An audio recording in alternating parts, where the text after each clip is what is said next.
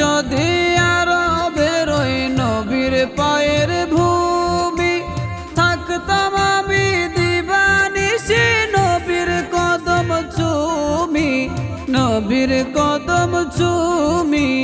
হতাম যদি আরবের ওই নবীর পায়ের ভূমি, থাকতাম আমি দিবানিশি নবীর কদম চুমি, নবীর কদম চুমি।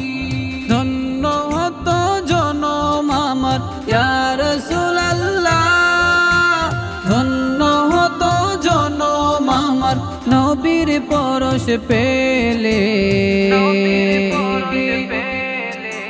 কবে যাব ওই মদিনায় হাজীদের দোলে, কবে যাব ওই মদিনায় হাজীদের দোলে।